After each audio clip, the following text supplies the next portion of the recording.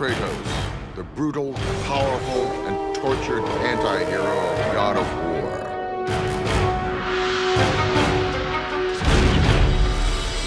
His journey begins as a mortal Spartan captain, feared by his enemies for his ruthless tactics and cunning strategy. Burn this village! Burn it to the ground! But he will confront his biggest opponent yet, his own guilt over an unspeakable act of savagery. As he faces the creatures and gods of ancient Greece in his quest for redemption, he will traverse a world steeped in thousands of years of mythology and legend. Join us as we walk in the footsteps of one of today's most recognizable characters and learn his true ties with Greek mythology. Be a witness as thousands of years of ancient Greece collide with a 21st century icon and discover the facts as we unearth the legend of Kratos.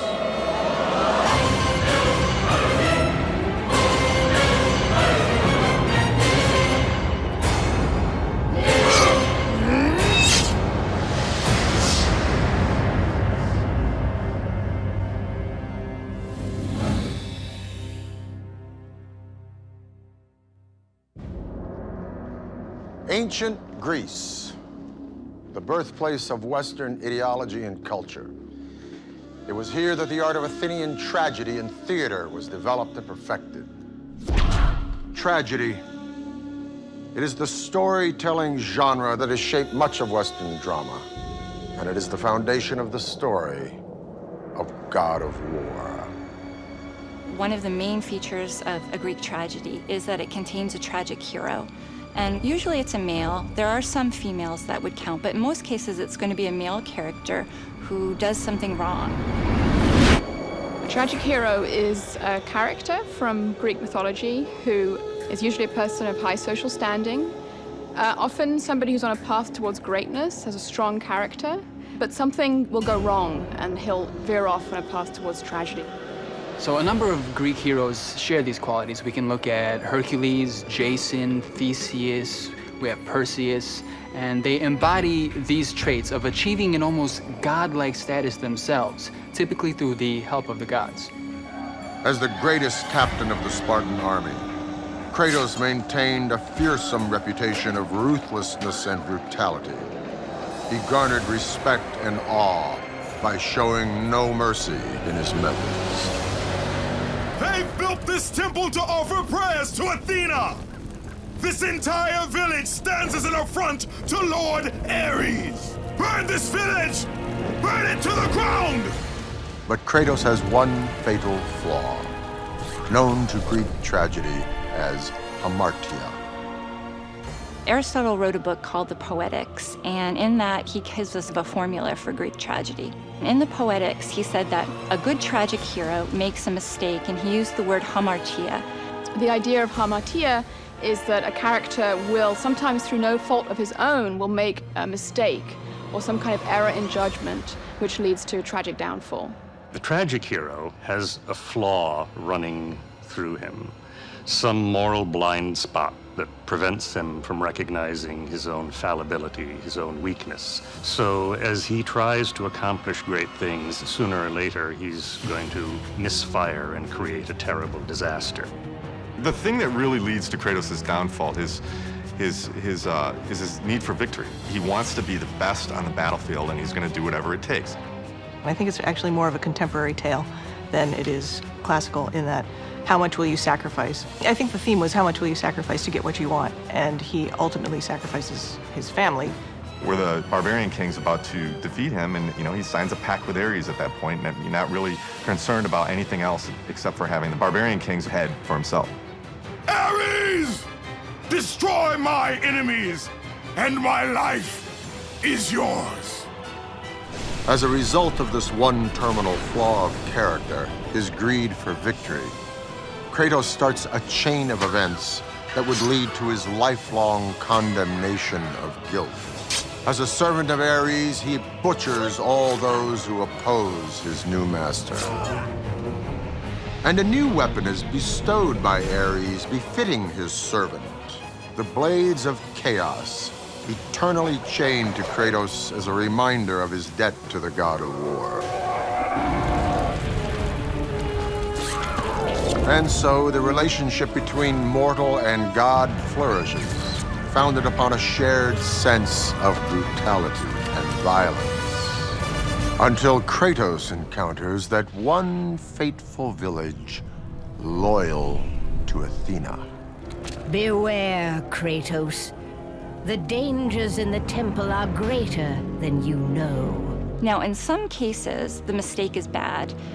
For instance, somebody who really thinks that they're better than the gods, that they can outwit the gods, and then the mistake moves from being hamartia to being hubris. Hubris is defined as pride or arrogance. It's basically an overreaching when a human being behaves beyond his station. So Kratos is about to walk into the temple that's going to change his life.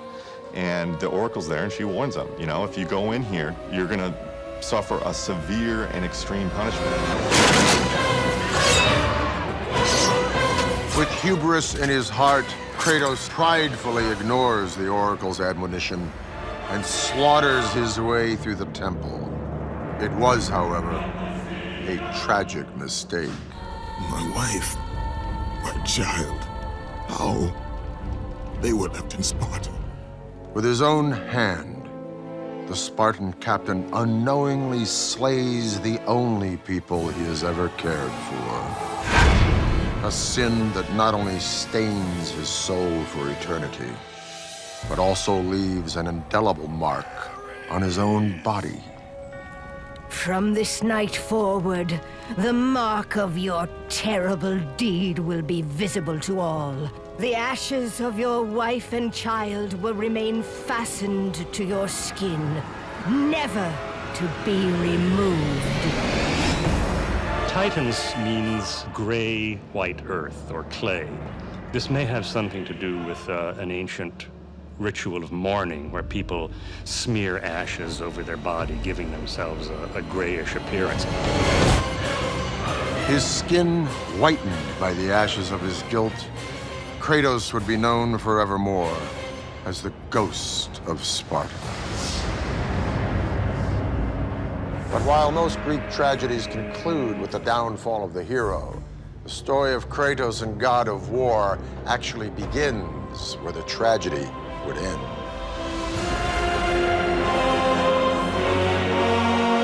With the guilt over the death of his family bearing down on his soul, Kratos discovers who is ultimately responsible for their murders. You are becoming all I'd hoped you'd be, Kratos. Now, with your wife and child dead, nothing will hold you back.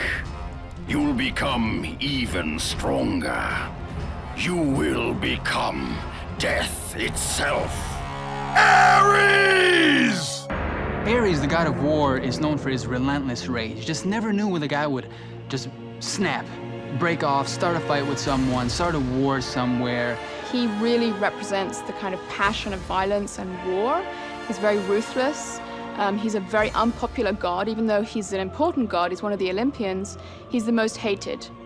In Athens, where even now my brother Ares lays siege as we speak.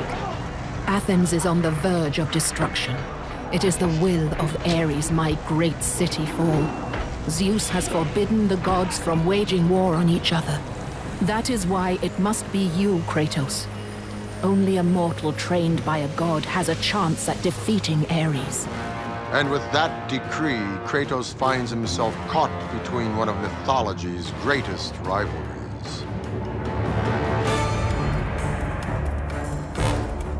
There's a long-standing animosity between Ares and Athena. It represents the eternal resentment of brute strength against shrewd strategy that overcomes it.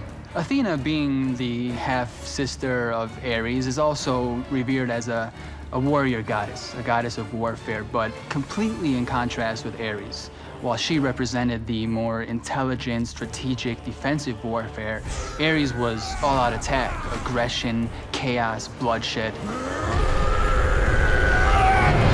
And in the mighty battle between the two siblings, An oracle informs Kratos that there is but one weapon that can stop Ares from destroying Athens.